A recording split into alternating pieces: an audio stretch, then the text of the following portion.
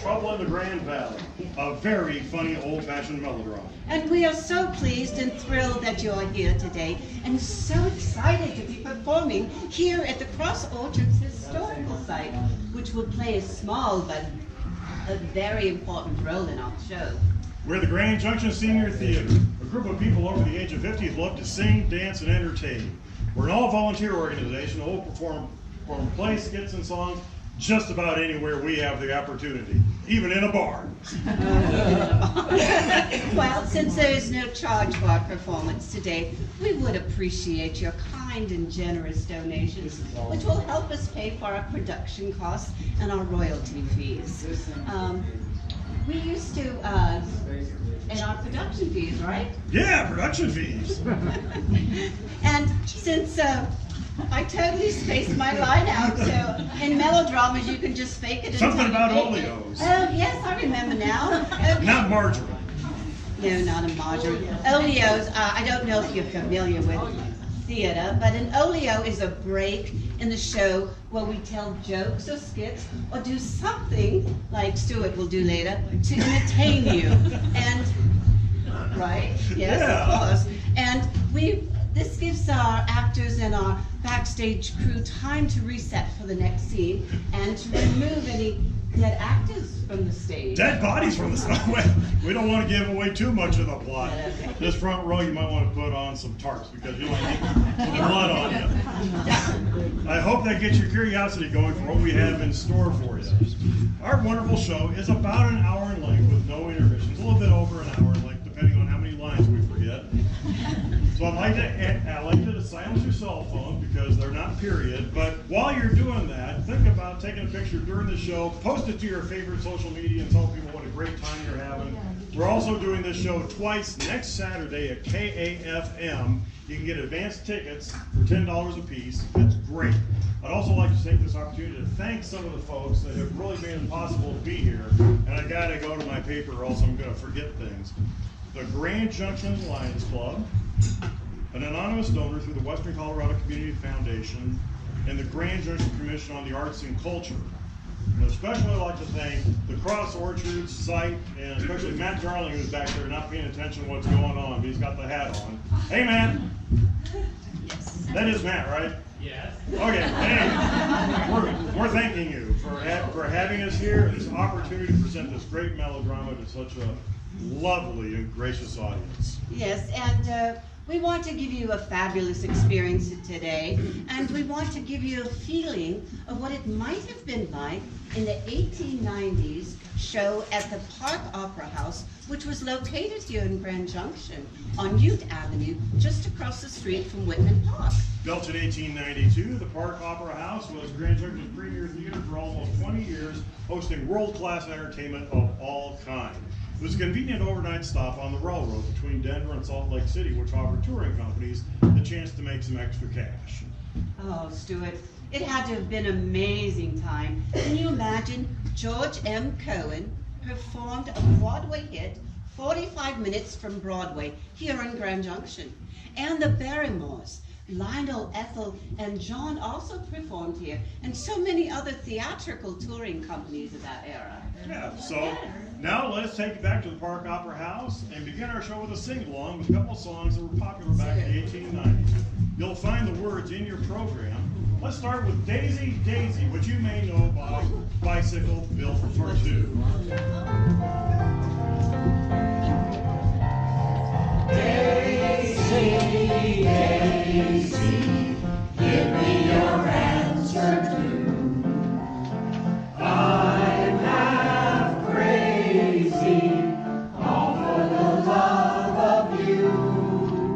It won't be a stylish marriage, I can't afford a carriage, but you'll look sweet upon the seat of a bicycle built for two.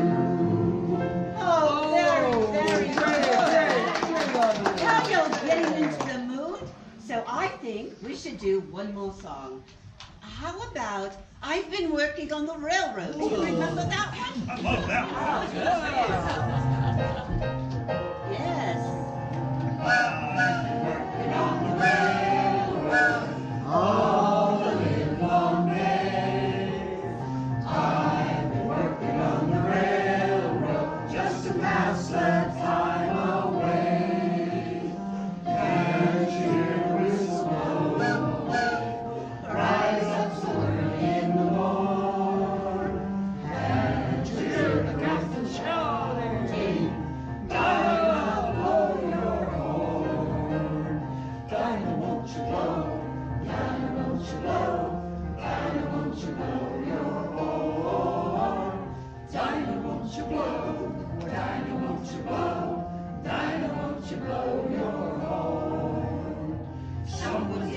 kitchen with Dinah.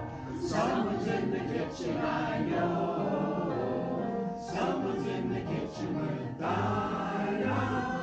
Strumming on the old banjo and singing fee-fi, fiddly-I-O, fee-fi, fiddly-I-O, fee-fi, fiddly-I-O. Strumming on the old banjo.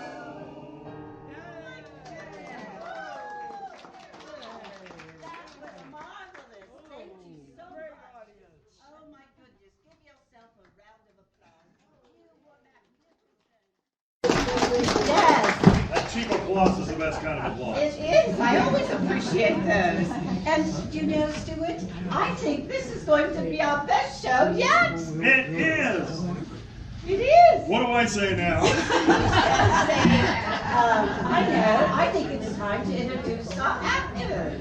Something like that. I don't think that's it. I think there was something else. Oh, Stuart. All right, I'll take it from here. No, wait. No, Emily, I can't read this. Read that because it's. Oh, I know what happens. If you haven't been to a melodrama before, you were in for a real treat. Yeah!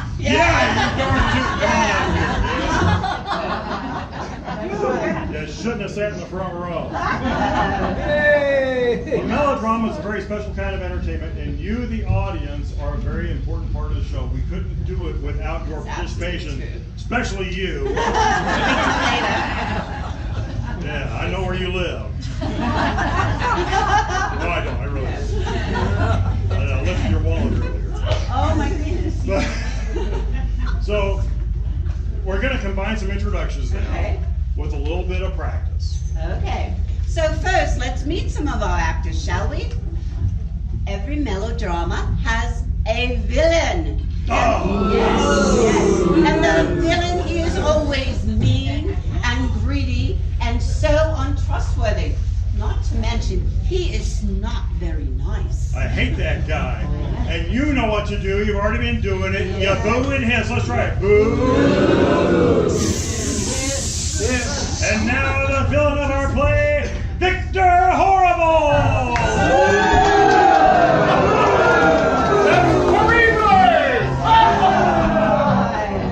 Yes. And then, of course, every melodrama must have a hero. And we are so lucky today because our show has two heroes. That's right, the twins. And they are so brave, and they're so handsome, and so strong. But they're not very smart. And when they make their entrance, you cheer. You cheer them on in their fight against evil. And now the heroes of the play, Timothy and Jimothy Scruggs!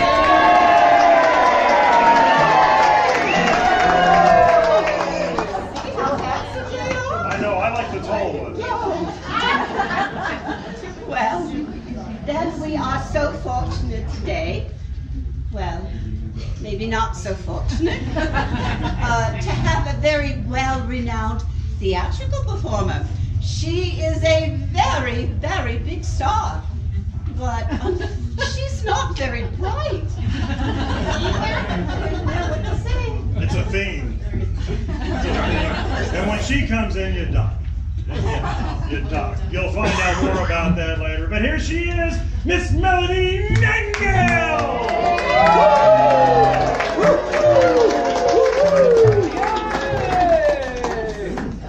And then finally, we have our heroine, and she is as innocent as she is beautiful.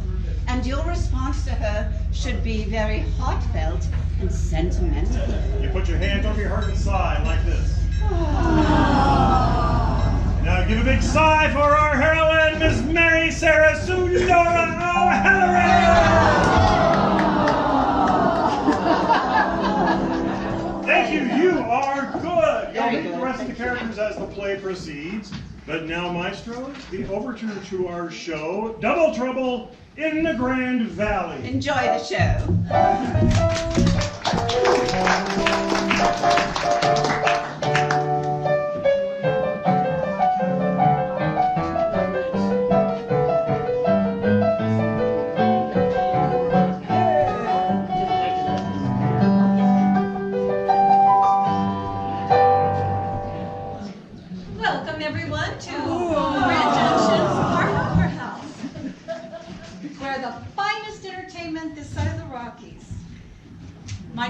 Sarah Sue Laura O'Halloran, and the Opera House has been in my family for 3 generations. Tonight we have a very special show for you. Miss Melody Nightingale is here to thrill and entertain you. Now, I want to apologize, but Miss Nightingale did not, she retired her hatchet throwing act, and I want to say how truly sorry I am about that.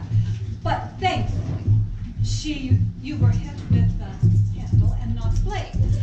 So please welcome back Miss Melody Nightingale.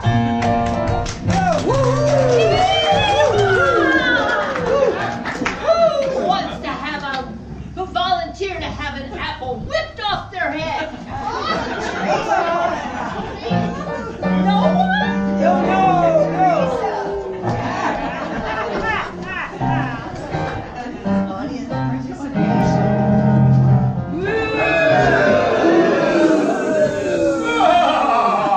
That's a very interesting talent she has there. Oh, my stars, you startled me.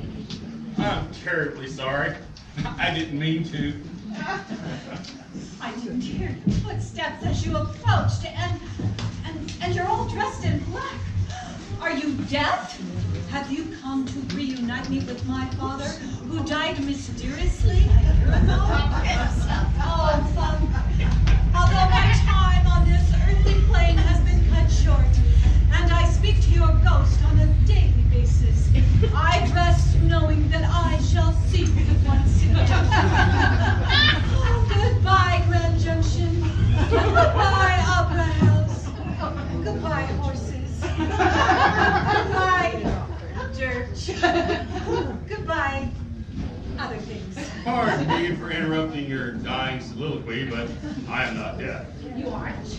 No, I'm Victor Horrible, and I'm new to your town in this theater. And you are? My name is Mary Sarah Sue Laura O'Halloran, and I'm partial owner of the Opera House since the mysterious death of my father. Oh, I'm sorry, that's a lot of information to divulge upon meeting a stranger in town. A pleasure to meet you, Miss O'Halloran. Oh, Mr. Horrible. Your lips are as cold as a horse's bitch in winter. That's Horrible, but you may call me Victor. And my cold body temperature is part of my irresistible charm. I see. Well, consider me charmed, Mr. Horrible. I mean Victor. And what brings you to the backstage of the Opera House? I'm a patron of the arts. And I first came through your town a year ago. I saw great possibilities for me and the citizens of Grand Junction. A year ago? Well, my father died mysteriously. That was 360 days ago, 64 days ago exactly. Well, I'm glad you're here in town. I hope that the Opera House can serve you in some way. I'm sure it will be. You mentioned that you are a partial owner of the Opera House. Who, may I ask, are the other owners of this fine enterprise?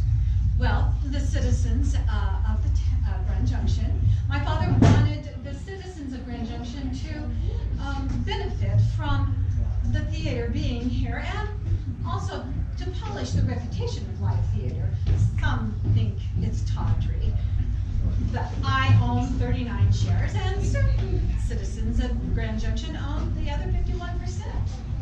Oh, how perfectly complicated, generous of your father.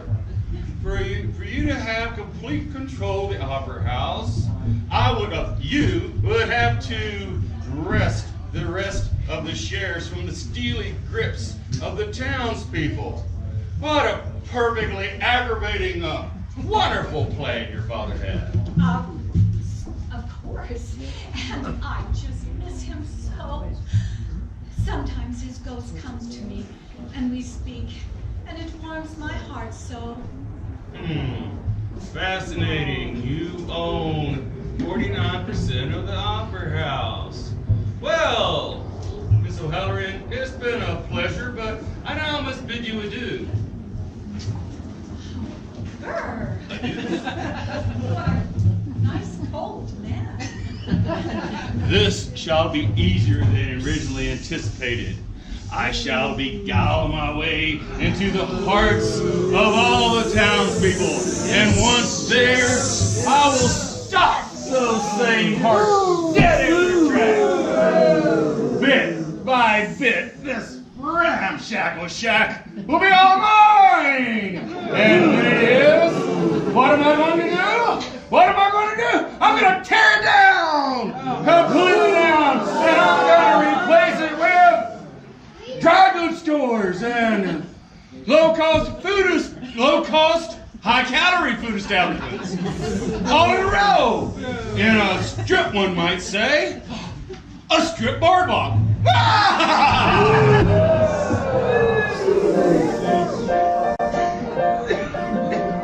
Howdy, Miss Mary Sarah. Oh, there's a show going on, so shh. Oh, I'm sorry about that. How's the prettiest fiance in the state of Colorado? May I get myself a kiss from her? She's running a show right now, so no kiss at the moment. Oh, Miss Nightingale has started that fire her fire throwing act. Oh, would you go fetch a bucket of water? Yes, ma'am. To the middle stage. Back. Oh. There you go, Miss Mary Sarah. Oh, thank you, Timothy. My pleasure. Miss Mary Sarah Sue Laura O'Halloran, are you about to kiss my brother Jimmy? Oh, you? Oh. I'm sorry. I didn't mean nothing there. You two are awful. I never said my name was Timothy. Your eyeballs used my face to fool you. I must have the shortest memory on the planet not to remember your prior deceitful tricks.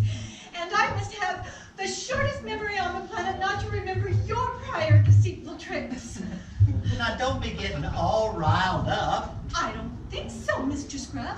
Apparently my eyes can't be trusted when it comes to you two. Or maybe there's another Scrub brother. The heretofore unknown Timothy Scrub. Come to fool my eyeballs with your triplet antics. Now you know as well as I do, Timothy and I don't have any kin left. It's just the two of us. And the one of me is in love with the one of you. Well, Can I have that kiss now? I shouldn't. I should punish you, but the one of me is in love with the one of you. Timothy, turn your head. I can't have you watching this. It would be like kissing in a house of mirrors at the carnival. Yes, ma'am. Now when am I going to convince you to end this engagement and marry me proper? It's been 6 whole months since I stated my intentions, and you still hold me at arm's length like a mad porcupine. My conditions have not changed, Mr. Scrub. Until I can get the Opera House to be a success, I can't have my head turned by a man. I need to focus on my father's legacy so that I can honor his memory. I like fire. Now, why in the world would you say that? Because there's a lady on fire on the stage. Oh, Miss Nightingale! Boys, grab the bucket!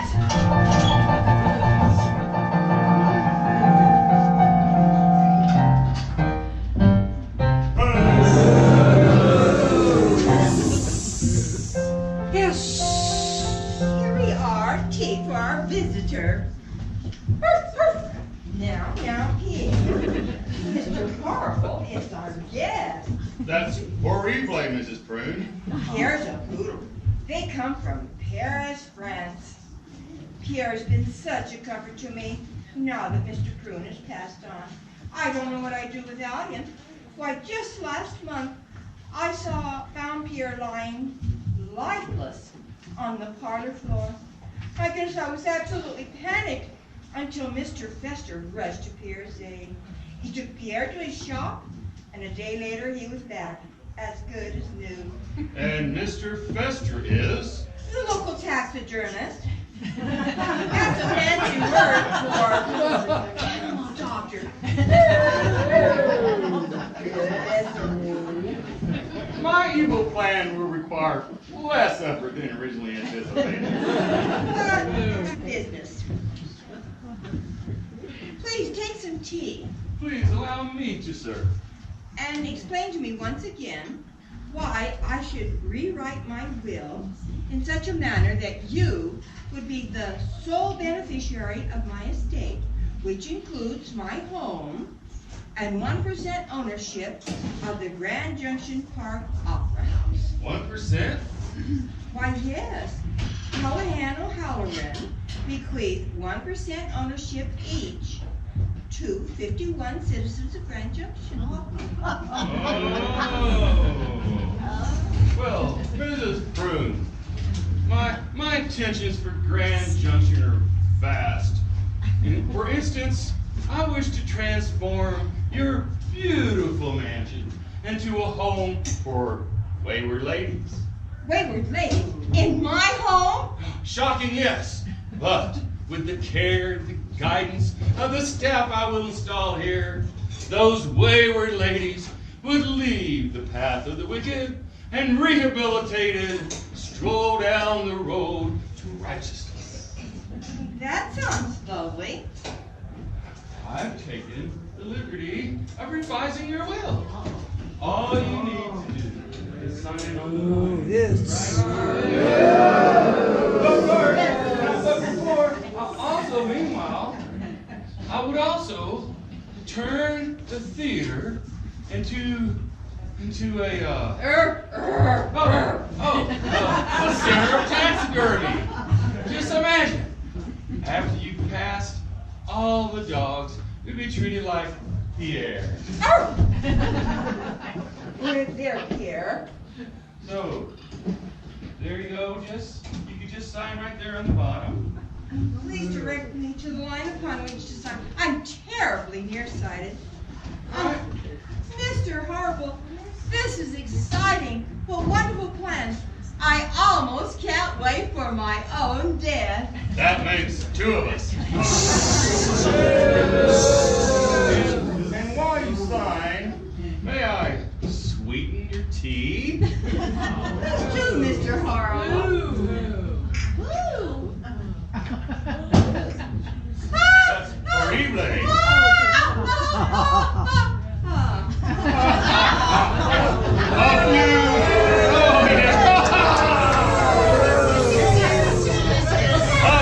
A few more, or a few dozen more, shares in the opera house will be all mine!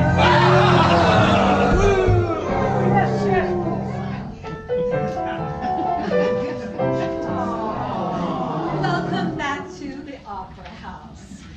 We have a very special show for you tonight. Miss Nightingale, fortunately, it was only her costume that got on fire, not her hair, is here to entertain you. We would want to rob you of her charms, and one of those charms is her questionable aim. Please welcome back Miss Melody Nightingale. Who will volunteer to catch an arrow?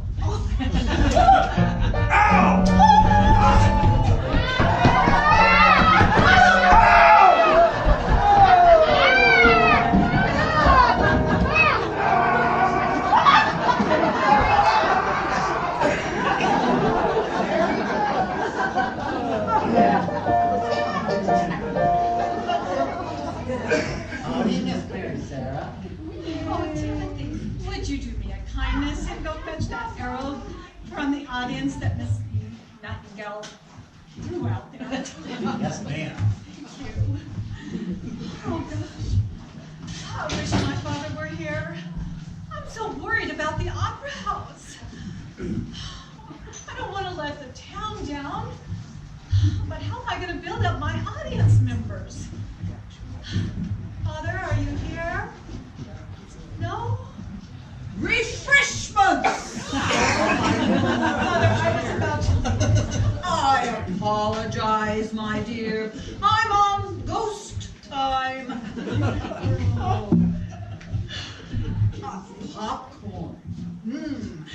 sarsaparilla, refresh the audience. But how? Well, you must have the intermission between acts. That will allow the audience to purchase refreshments. But if I have an intermission, the audience members who haven't been injured by Miss Nightingale will flee. That you must flee. There is evil return to Grand Junction. There's danger afoot. Oh, Miss Nightingale isn't evil. She's just poorly trained. Danger. Evil. I cannot be more specific, as I am a ghost. Goodbye, my daughter. Father, come back. He always leaves before giving me helpful information.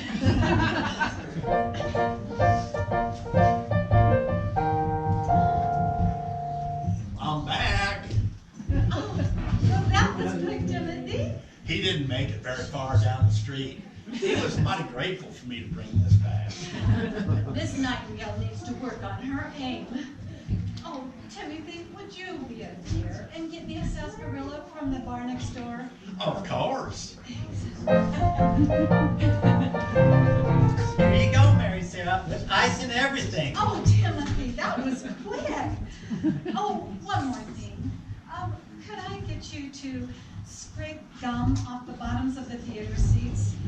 I swear, audience members just can't be trusted to chew gum within the gum chewing perimeters. I would scrape just about anything for you, Mary Sarah. I think. Those seat backs and bottoms will be clean before you know it.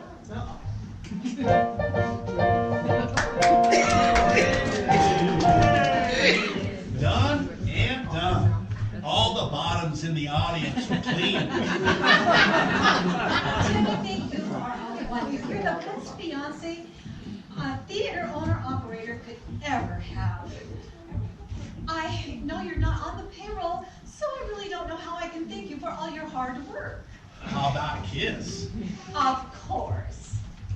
It's a fine thing to find your lady kissing on your brother behind the front of his back. Fooled again. Boys are incorrigible. I swear it should be illegal to be twins. It's not gentlemanly to trick a lady like that. We don't mean nothing by it, Miss Mary Sarah. I wasn't really gonna steal that kiss. Oh, honestly, I can't tell the difference between you two even when you're standing right next to each other. Well, I'm the one who's courting you. And I'm the one who looks like him. Oh, I see you brought me a bag of sugar confections to apologize for your antics. Well, no, I didn't. Oh, I can see right through you, Timothy. No, I used a bag up on an audience for scraping the gum. Oh, give me that sarsaparilla.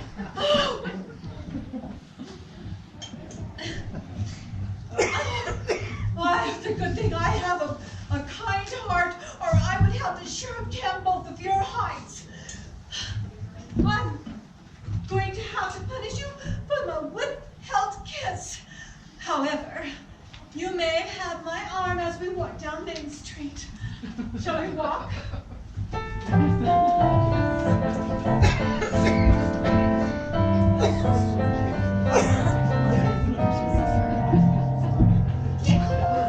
Miss Mary, Sarah, Sue, Laura, Halloran, and Timothy Crow. Now, which one is Timothy and which one is Timothy? Well, I'm Timothy, Mrs. Carbuncle. And I'm Jimothy. And how's one supposed to tell you two apart? Well, I'm romancing Miss Mary Sarah, so you'll frequently find her on my arm.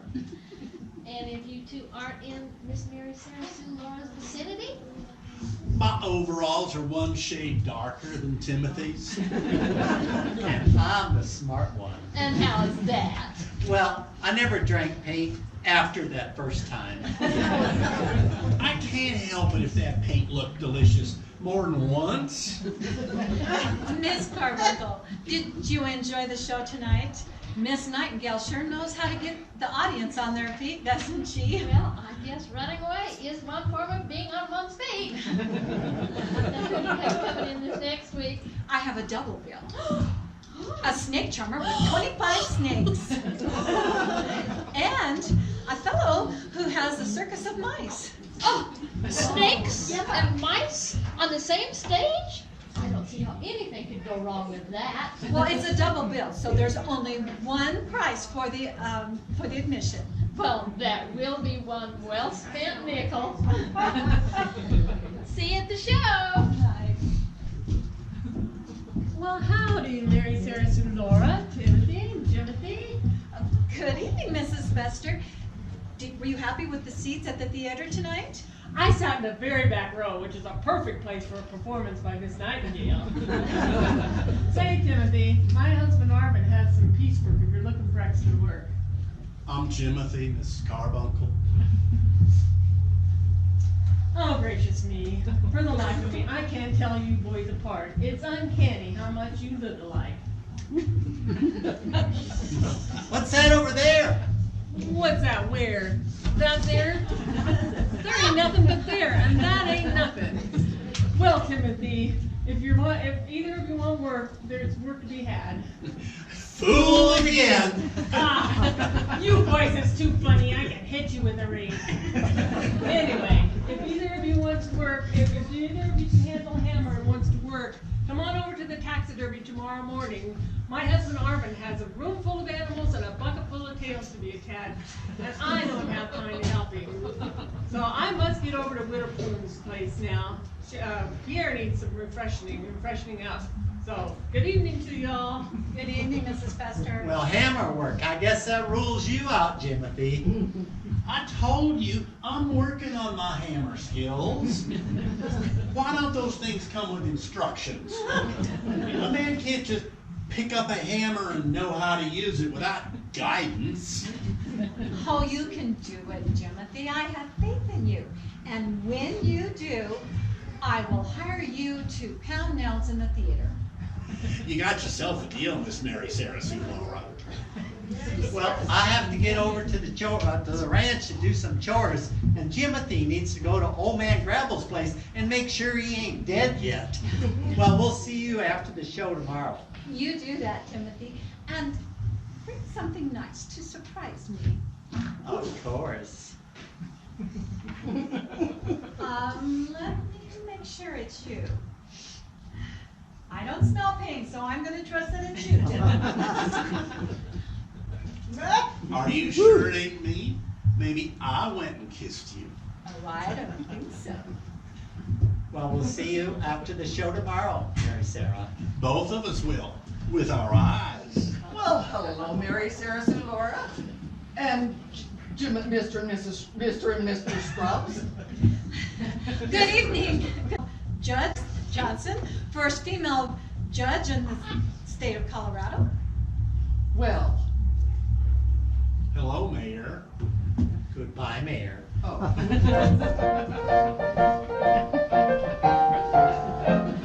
There go the dumbest twins in the state of Colorado. Oh, Mayor Johnson, they're not the dumbest twins in the state of Colorado. Oh, yes, they are. They won the dumbest twins in the state of Colorado contest. No, I think the Williams boys won that. Well, technically, the Williams brothers won. But then they ate that wasp's nest and they died. And so they were unable or unwilling to carry out their duties as the dumbest twins in the state of Colorado. Well, that just goes to show you, if you are going to eat a wasp nest, you should chew each bite 27 times. Yeah, and then the Scrubs brothers came home with the blue ribbon because they used dynamite for kindling. Well, Timothy's eyebrows have grown back in a rather dashing fashion. We are engaged to be married. I heard that. Say, how are the things at your father's theater? I hear that Nightingale woman is keeping them away in droves. Oh, she's not keeping them away, Mayor. She's, brings the audience and it fills the theater. She's just driving them away. Very different. Well, be that as it may, I would hate to see your father's theater bite the proverbial dust.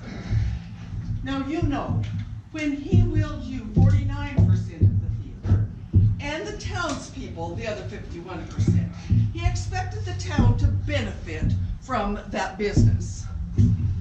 And the city council allowed him to build a theater, a tawdry enterprise that draws the most decadent and degenerate of all the practitioners of the arts to its employ. Why?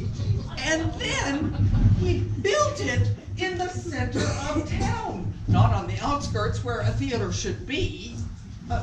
No offense to present company. None taken. You know, the town should benefit from the profits. Of course, Mayor. In the year since your father's death, the profits have been meager. Well, until I can fill the theater's seats, I have to book Miss Nightingale and refuse Timothy Scrub.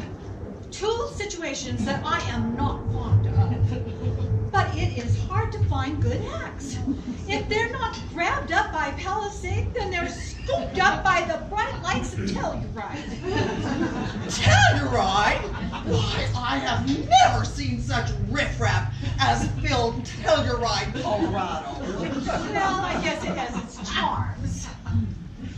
Well, even though my opinion is that it is a vulgar vocation, I do wish you well for the town's sake. Thank you, Mayor.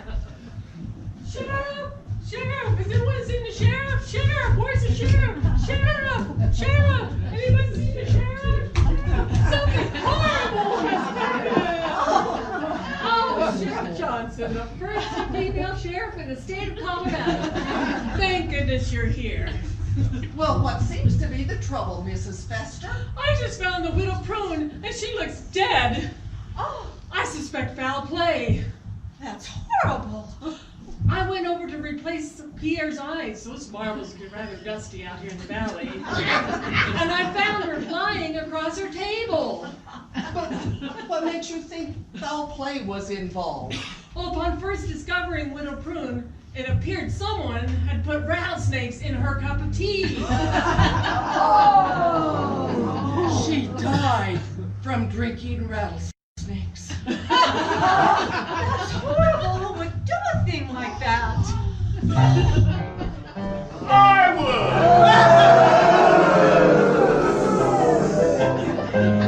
Oh, my goodness. He certainly is a mean one, that dastardly villain. I can't wait to see if he gets his comeuppance in the end. Me too. I hope you're having a good time. Yeah! It's what we're here for, and I just heard back from the hospital that guy who got the arrow through his head is okay. Yay! He runs pretty fast for senior theater. And this is the first of our oleo breaks, so we will be passing a hat. And we hope you are enjoying our show. Thank you.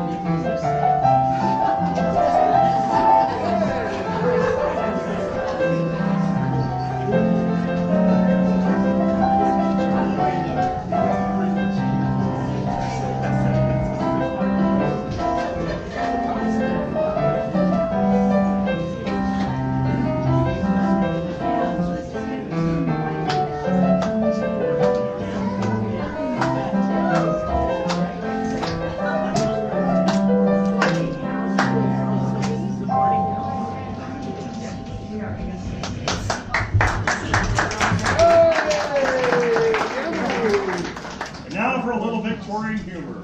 Please welcome our performers.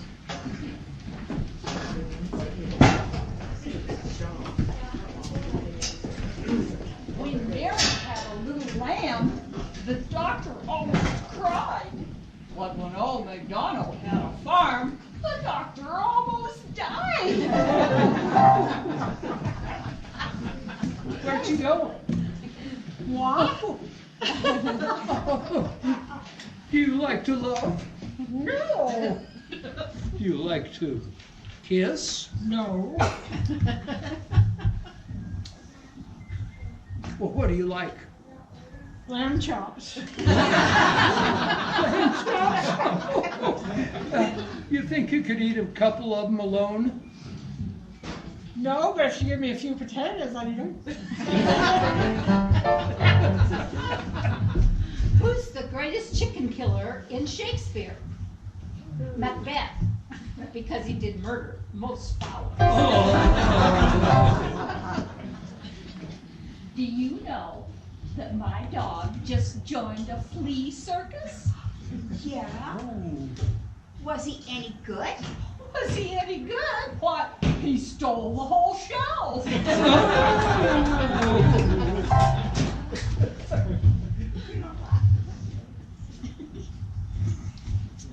Guess it's my turn. Yeah. And I can't tell anybody out here because they don't know me. I'm not as rich as Walter Warren. I don't own a yacht like Walter Warren. And I don't drive a big limo like Walter Warren. But, baby, I love you. I love you too, but tell me more about Walter.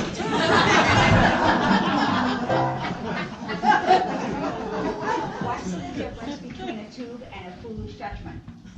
One is a hollow cylinder and the other one is a foolish Dutchman.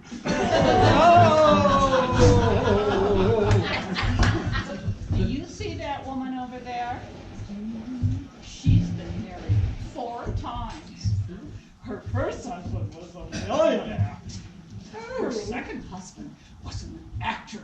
The third was a minister, and the fourth was an undertaker. Oh, I see.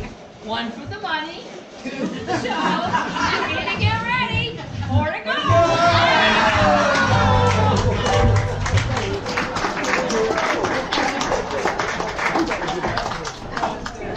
Now it's time to return to the Park Opera House and see what that treacherous villain Victor Horrible has in store for our beautiful and virtuous heroine and the citizens of Grand Junction. Yes, and will the intellectually challenged twins come to the rescue? And how many more fine citizens will be done in by that horrible villain? I don't know, but we shall see. So let's take it away, shall we?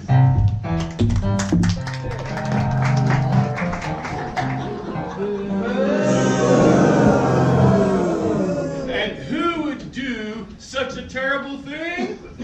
I would! See how you're doing today. Still dying. Believe me when I say, that's wonderful! No. Thank you, Mr. Horrible. That's horrible. So who are you and what do you want? Well, I have some papers here for you to sign. What kind of papers? These documents are only these papers is a simple document that gives you, signs over your share of the Opera House to me forever. Now hold on just a minute there. Oh, that document's right here. There it is. Just a minute. Are you sure you have that long? Now, why would I sign over my share of the Park Opera House to you? I want my shares to go to Miss Laura Mary Sue Halloran. She's doing a mighty fine job with that Opera House. And I'm all alone now since my wife died, and I want my shares to go to her. Oh, stop trying to cheer me up. You're the sick one. But let me tell you a story about a young orphan left alone in the prairie, practically starving to death. Some nights he gets so hungry, he eats dirt, prairie dirt, just to fill his stomach. And in the wintertime, his predicament gets even worse. He eats cold prairie dirt. You're a real ray of sunshine, Mr. Horrible. That's horrible. And thank you. But let me finish. Now, imagine a home filled with orphans, just like him, working, creating low-cost garments in mass quantities. That's why I need your share of the opera house. I want to fill a home with orphans. Still eating cold dirt? Yes, but still eating cold dirt. However, once I build that house and we have that house built, then they'll be happy. So, and Miss O'Halloran will be happy too. So she's agreed to this plan? Well, yes, she's going to be the headmistress at the school that will also operate on the property. Well, that sounds wonderful, Mr. Horrible. Yes, she's agreed to it, so please sign.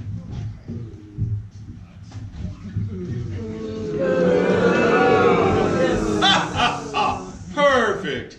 And your doctor asked me to make sure that you take your medicine before I leave. I don't got no doctor and I ain't taking no medicine. Open wide. Now what is that stuff? It's medicine. Why has it got that scully crust on it? Dead. Nonsense. He's smiling. It's happy to be dead? Enough of this.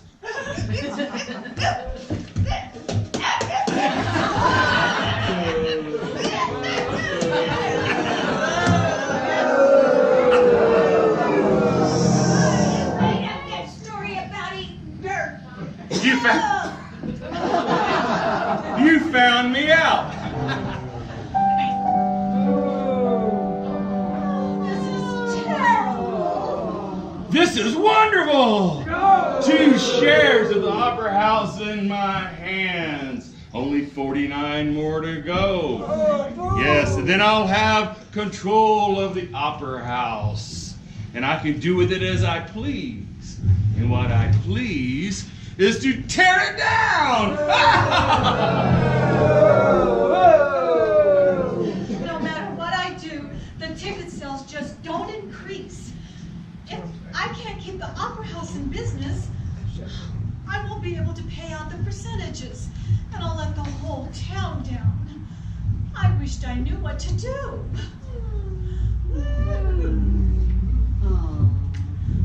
Oh, Father, I wished you were here to tell me what to do. I truly do. I'm just a girl who needs her father's wisdom in a difficult time. Alone again. I'm here, my darling daughter. Father, your timing is... I know. I told you. Ghost time. Beware, my daughter. There is danger afoot. Something horrible is trying to take your theater and destroy the town. Oh, Miss Nightingale isn't evil. She's just poorly trained. No, my dear, not Miss Nightingale. Something horrible. Something horrible? What, Father? What is it? Same horrible thing or person that killed me. Father, what are you talking about? What was the reason for your death? Or who? Who? Oh, stop speaking in riddles, Father. I feel like you're trying to tell me something. Something or someone that is horrible. I have told you everything I can. I am a ghost. Don't fail me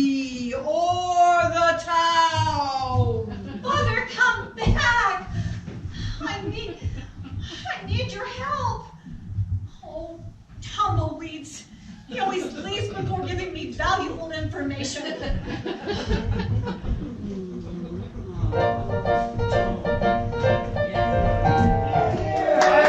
I just heard something awful. You did? What was it? No, you go first. Miss Mary Sarah Laura is in financial straits. The theater isn't making enough money, and if you don't turn around right quick, it'll go under, and she'll be our business. We have to stop it. Let's go tell the sheriff.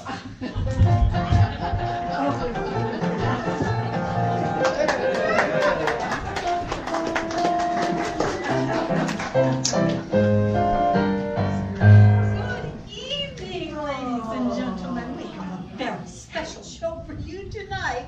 Miss Nightingale, and she has no props, weapons, or sharp objects. The Park Opera House is proud to present Miss Melody Nightingale.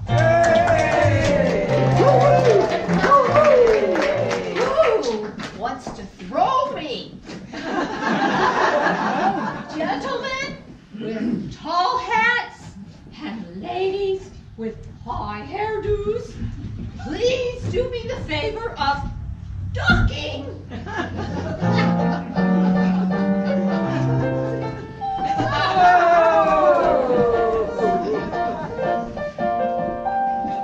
Sheriff, Timothy saw a crime being committed. Wait a minute, aren't you Jimothy? No, I'm...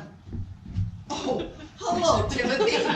What can I do for you? Timothy saw a murder. A murder? Where's Jimothy? I need all of the facts. Where were you? Here I am. I saw something shiny. I had to stop and pick it up. Well, what was it? A chandelier.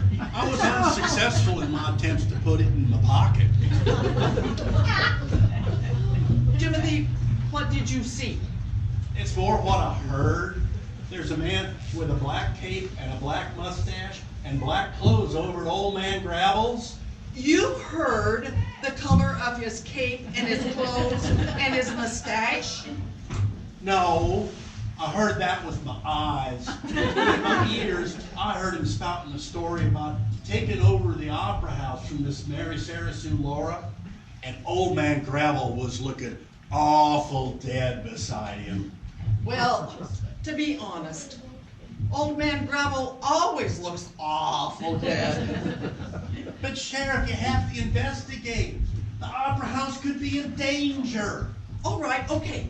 I'll go over to Old Man Gravel's and I'll see if I can find any evidence. And one of you boys go over to the opera house and you take care and be sure that Miss Mary Sarah Sue Laura is protected. And the other one come with me. Yes, sir.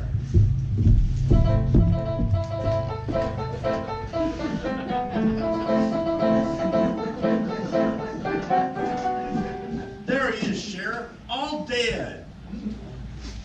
Well, now, Timothy, don't get all excited. I'm Jimothy, Sheriff. I'm sorry. You know, Jimothy, you boys should wear some sort of a name tag on your shirt. Now I see Old Man Gravel here. He looks about like he does every day. Except he's not breathing. And, well, look, there's this smiling skull on it and a dead body. Might lead you to believe that there's been a murder. The victim of murderous intent. Oh, no. Now, don't get all excited, young man. There's no evidence of murder. You know, I think Mr. Gravel is about 150 years old. And so, maybe he's just going slower. Let's look close and see. We can figure it out.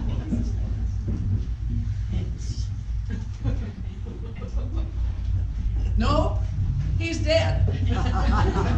But without any actual proof, there's nothing I can do about it. But what about my eyewitness testimony? Oh, if your eyes are as reliable as your brain, kaleidoscope would give a clearer picture of a crime scene. Stupid eyes. Now listen, you go over to the Opera House and help your brother look after Miss Mary Sarah Sue Laura.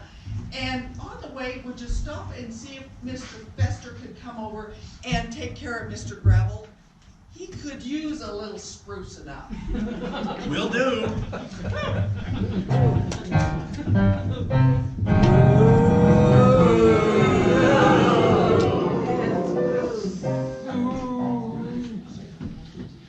A concession for the lady. Oh, yes, please. I do need something to drink after witnessing that grotesque display of human, well, I don't even know what to call it. It was alarming and a bit compelling.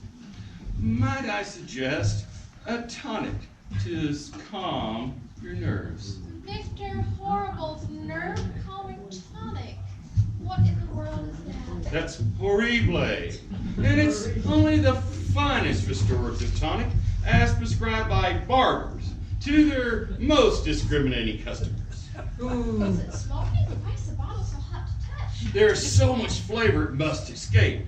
Quick, drink it before the vapor loses its potency. I must say, despite the tawdry display in the theater tonight, you've been such a gentleman, offering to help a total stranger rewrite her will, and then accompanying her to the theater.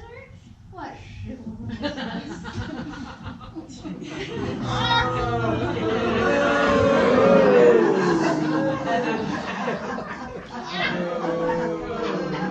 Oh, this is horrible! Horrible!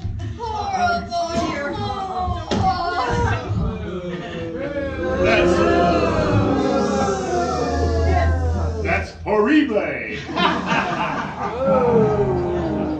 Hurry up, Timothy, we'll miss the second half. Aren't we supposed to be guarding this Mary Sarah Sue Laura? We're guarding and watching. Curses! Mortis interruptus! Wasn't that the black mustachioed diller there? I believe it was. He must be up to no good if he's hanging around the Opera House. If we could just catch him red-handed, we could tell the sheriff about his evil deeds. I know. We'll dip his hands in red paint. Then we'll catch him, and he'll be red-handed. Not only is that a thinly disguised excuse to break red paint and your lips together, that's impractical. How is that plan not practical? Well, he'd get the red paint all over his black clothes. Oh. Help! But don't you worry, he'll slip up one day, I guarantee it. Murder! And what he does, we'll be there together. Malfeasance! And Miss Mary Sarah will be so grateful. I'm down here, you idiots! Oh, Mrs. Carbuncle! Help! We need a doctor! What seems to be the trouble, Timothy? We need a doctor, Sheriff.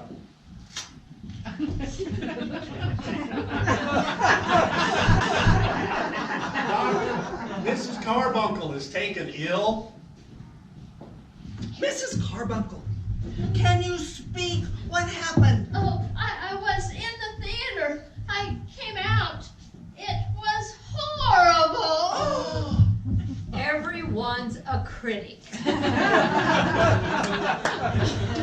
Well, in my opinion, she died of bad theater. Now, Mary Sarah Sue Laura, don't you worry. There's not a single jury in the whole state of Colorado that would convict you. It's just that theater is a very personal taste. And she had very, very good taste. And the misfortune of stepping into your theater. Thank goodness. Wait. I'll be in my dressing room. Come on, boys, help me with the body.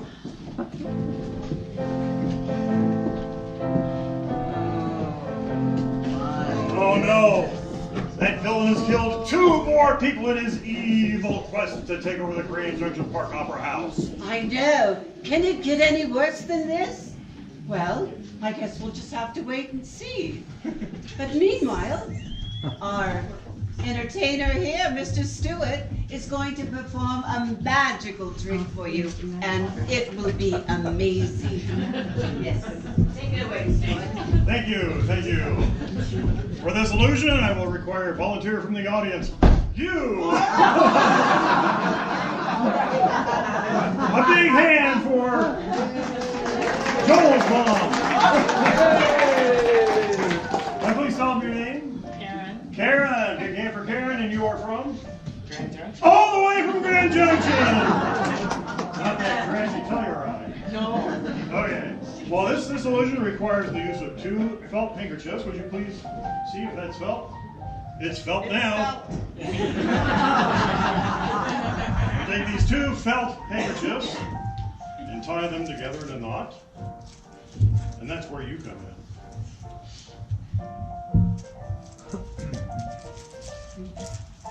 Okay, would you see if that appears to be a knot? Okay, would you please take this, put it in your hand.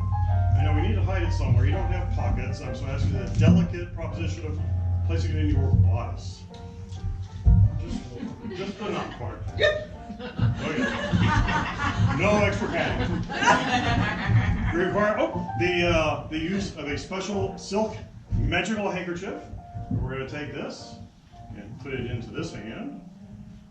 Very delicately like that. Tightly squeeze it and give it a big blow. And it's gone. Where does it go, you may wonder? It's flying through the air, a million different particles. You know, I can't count that high. In between the 2 felt handkerchiefs. And we're going to find that it has tied itself in between the handkerchiefs.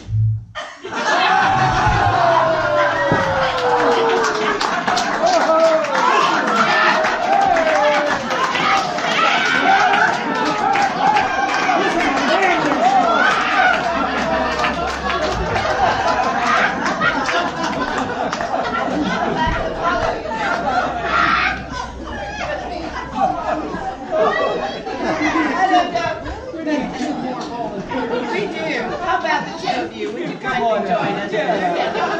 You don't even cry. Oh, yeah. I'm sure you have to cry. Yes. Leave this one last time. Come stand right here. No, you can zip up. It's okay. You just stand right here. And would you just hold this string? And you hold the other end of the string, please. Thank you so much. Thank you, ladies. That's very nice of you. You have given me a counter. So, Mr. Candyman, I'd like a Snickers. Do you have one? No, I don't have any Snickers. How about a 3 Musketeers? No, no 3 Musketeers. Do you have any Skittles? No Skittles. Well, you have a candy store. What kind of candy store is that? Well, I don't have all those fancy candies, but I have 2 suckers on the string.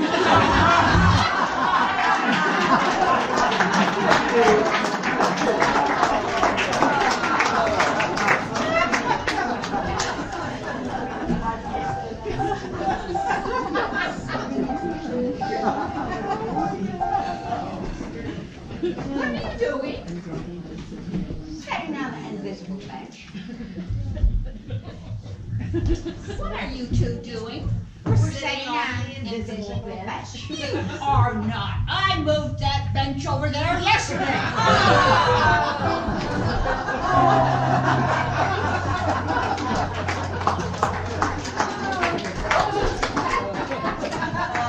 Mr. Riley, I hear you're a marriage counselor, and you came highly recommended by my friend Carol. And I have to ask you some professional advice. Oh, yes, please, to tell me your problem and I'll see if I can help you. Well, my husband thinks he's a chicken. When did this problem start? Well, I think it was about 3 years ago. 3 years ago? Why didn't you come see me before? We needed the eggs!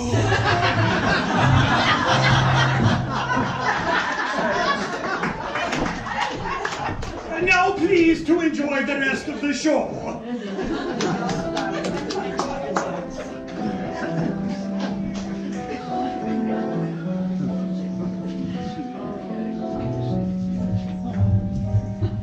Does someone like to come out and start the empty?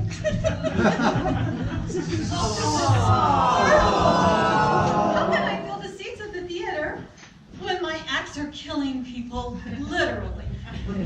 Oh, I wish my father were here. I said I wish my father were here to tell me what to do.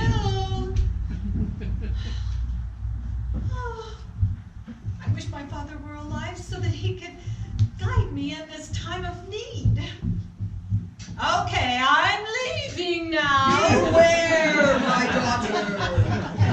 You said that before. There's evil afoot. We've already established that, Father, the last time you were here. Something or someone horrible will happen or will make something happen. I remember. But please tell me what to do. My acts are killing my audience. Horrible. Horrible. There is someone whose name is horrible. Someone's name who is horrible. What could that possibly be? A name that is horrible. Wait, I know. You're trying to tell me that Anita the outhouse is trying to destroy the theater. No! Who flung who? The Chinese merchant? I have to leave you now. Phil McCracken, the Scottish mason. Goodbye. Oh, Father, if you're not going to help me, what's the point? Yeah, Miss Nightingale's parrot talks more than you do.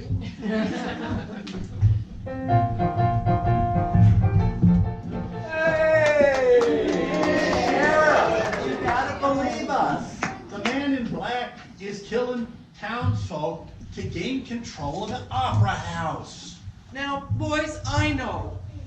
To think that someone would drink rattlesnakes, smiling skull tonic, or be dead because someone killed them, it might appear like there is murder, but, you know, sometimes what's right in front of your nose isn't what it smells like.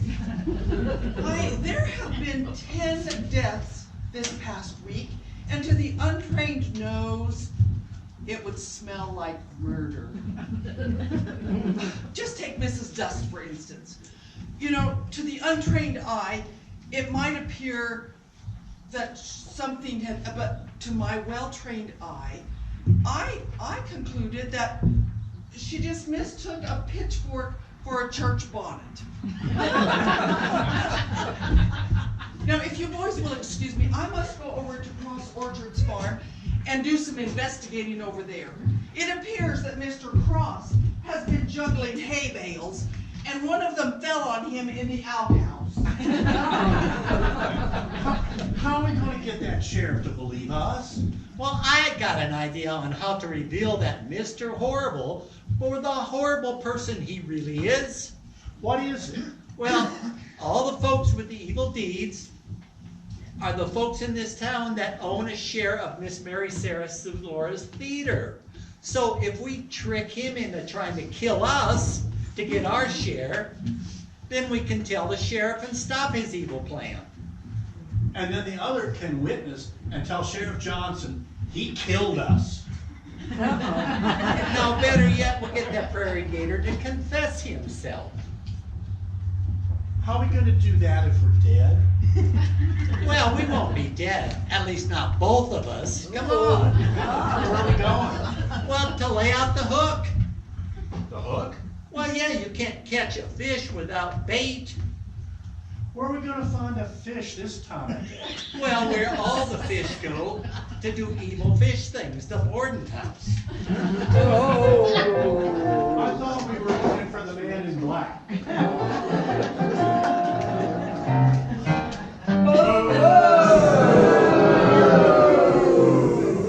Only one more share of the Opera House to acquire, and the building will be mine. Now, if only I can find out which of these simpletons owns that last share. Yes. Here I was, with my will and my 1% share of the Park Opera House. I think I'll go to my ranch and sit and think about what I could do with my 1% share of the Park Opera House. But I know I won't give it up without a fight. What are you talking about? Who are you talking to? Well, I was talking to the air, so it will hear what I have. Why does the air have to hear you? So the people need to know what I have. I can't follow you sometimes. It appears a person with schizophrenic tendencies owns that last remaining share of the Opera House. How else to explain the odd nature of the single voice I heard outside my window? Hello, fair citizen of Grand Junction. I'm a visitor here, and I was wondering if you'd like to join me for dinner and some conversation about your bustling metropolis. Well, I could certainly do that if you'd be so kind as to tell me what a metropolis is. I'll explain over dinner. Please, come in. Stay here. Well, thank you for the invitation. I was just walking around thinking about what I could do with my 1% share of the Park Opera House. Please, be my guest. Well, thank you kindly. Have a seat. You look hungry. Oh, I am. I worked up an appetite thinking about my 1% share of the Park City Opera House. Well, I have just the thing.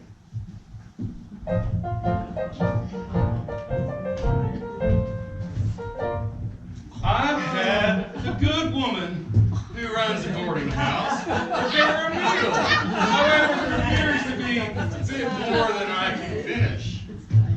Well, that is the strangest looking ham I have ever seen. Oh, you have a good eye. She was out of ham. That's a wild turkey. Well, I can't eat this. Why not? Well, there isn't any cranberry sauce. I can't eat wild turkey without cranberry sauce. Oh, silly me! Let me get that for you.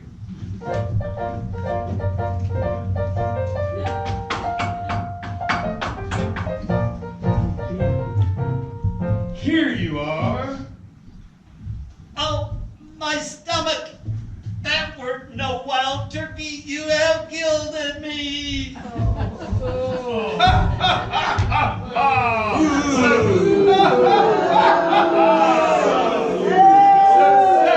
Success! My evil plan has worked, or as I like to call it, my plan!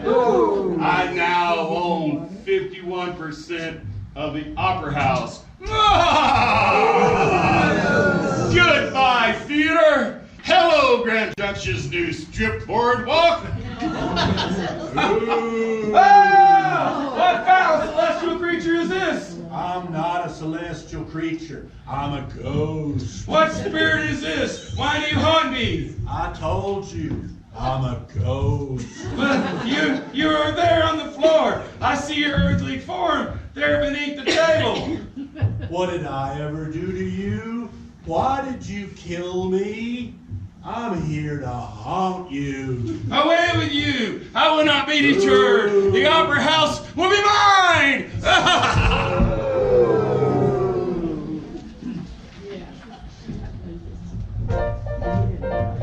Well, I knew he'd fall for it. He must have known I was allergic to ham, and he tried to trick me with that wild turkey. Well, we need to get over to the Opera House before he does something dastardly to Miss Mary Sarah Sue Laura.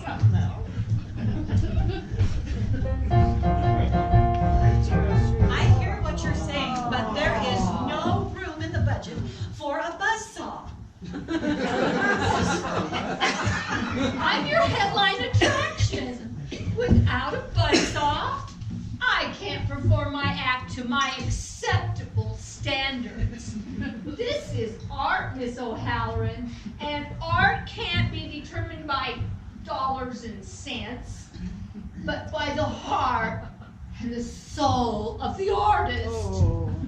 Without a buzzsaw, there is no art.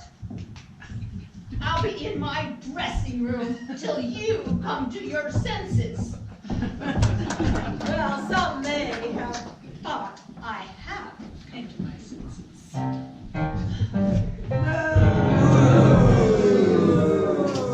Well, if it isn't the soon-to-be former manager and partial owner of the Park Opera House. What are you talking about? The town owns the Opera House with me. On the contrary, just one other person owns the Opera House with you now that certain parties have moved on to higher celestial planes. What are you talking about? Well, I'm gonna have to do quite a bit of remodeling in here.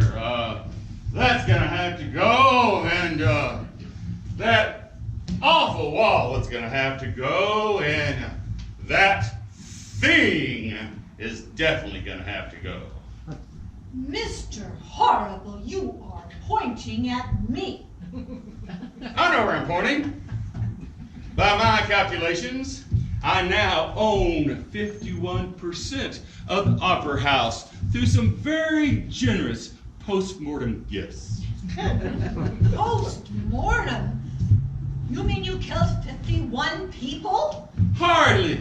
It appears there was a nasty case of natural causes going around. You are a menace.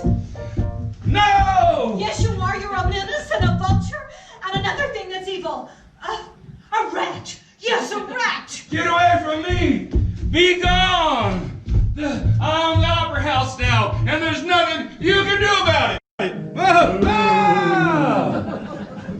Be gone, Phantom Tormentor! I told you I'm a ghost. The deed is done! The feeder is mine! You see this lantern floating ahead of you? It's being held by a ghost. A ghost you can't see because he's a ghost. Away with you! I shall gain control of the theater, and you'll be banished to the miasma! Oh,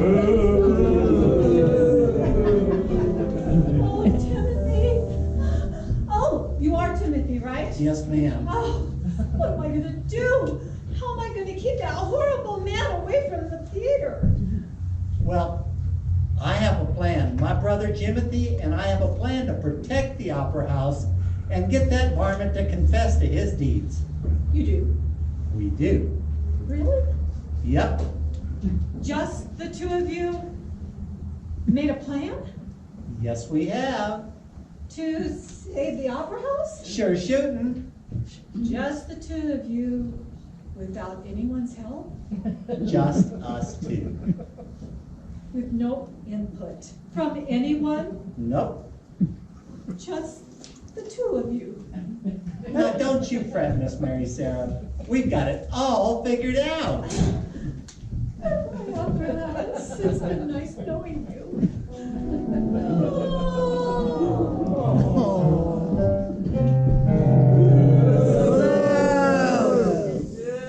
I can't let these fiends from beyond the grave stop my evil plans.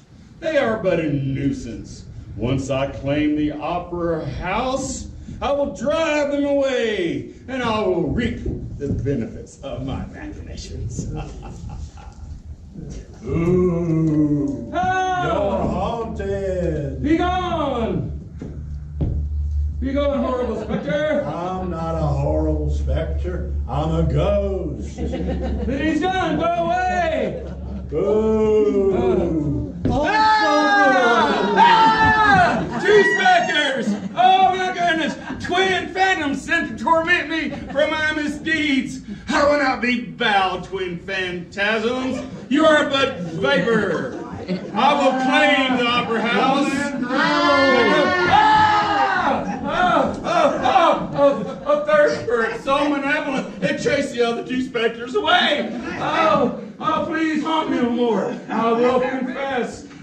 I have pursued death and destruction. I have wreaked havoc on this city of poor town of Grand Junction. I'm sorry. Please, harm me no more. I shall confess. I will confess. I will be redeemed. Away with you, You may have killed me, but you will never take the opera house. Hello? Anyone? Kids today, they have no respect for a father's gold. But then Mr. Horrible ran out of here like he saw a ghost. And then Timothy told me that he and his brother have a plan to save the opera house. Timothy told you they have a plan. I know. Sheriff, I have seen the error of my ways.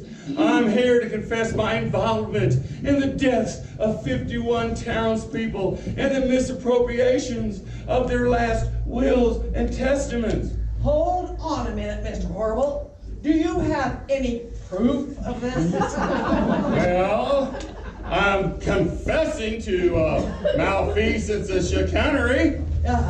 But do you have any proof of these misdeeds? Well, I have my word. I give you my word I committed these crimes. Do you have any hard evidence? I wonder, do you have any eyewitnesses? Has anyone seen you do this? Well, yes. Well, no. It appears all the people who saw me commit those crimes were the victims of those crimes, and they're all dead. Ah! Sheriff, that man killed 50 townfolk. Ghouls, spirits, harm me no more. I have confessed my felonious deeds. Sheriff, these ghosts, they're a proof of my transgressions with my own 2 hands. And a cleverly disguised bundle of dynamite. I've ended this man's life, and now he's back in doppelganger form to torment me into confessing. Are you boys dead? Of course not, Sheriff. I see no crime here. So we saw old man Gravel's ghost, and he's the one I saw Mr. Horrible put 6 feet under. Is there any evidence of this fact? I saw it with my own 2 eyes. I rest my case. And your case, Mr. Horrible, with no proof, you are free to go.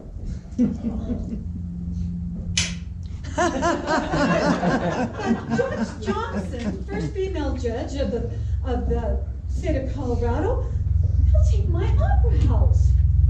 Who'll take what opera house? Miss O'Halloran, the law is the law. What do I have to do? Set fire to this theater?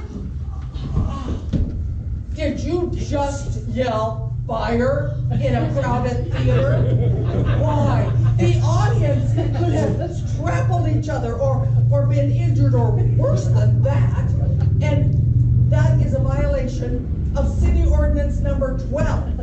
And it is punishable by 20 years in prison. 20 years? Oh, thank goodness! Hooray! Sheriff, what will happen to all the shares that he owns?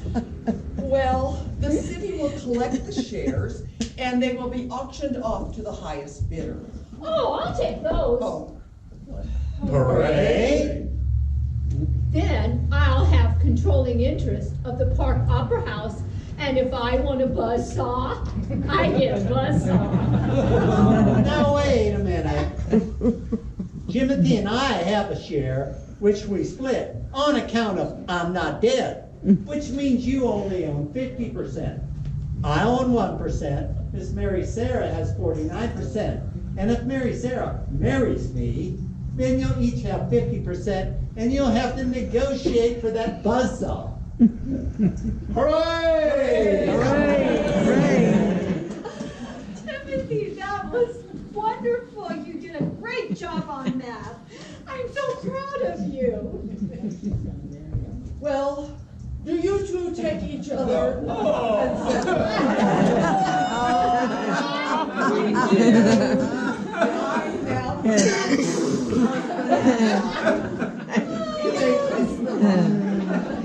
How do you know that wasn't me you just married?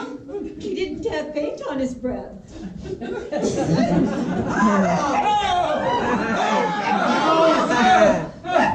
Still got some of that skull and crossbones crap you put down my throat, but you're gonna try harder than that to kill me, Mr. Horrible. Oh, he's not going to do that. He's going to jail for a very long time for a very terrible crime. Let's go, Mr. Horrible. Horrible! Thank you!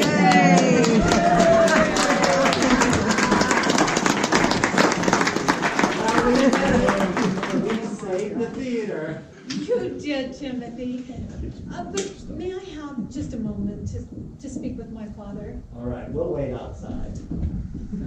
Father, we did it. We saved the Opera House, and you would be so proud of Timothy, and medium proud of Timothy. But we did it, and maybe someday someone will write a story and tell about how the dumbest twins in the state of Colorado saved the Opera House.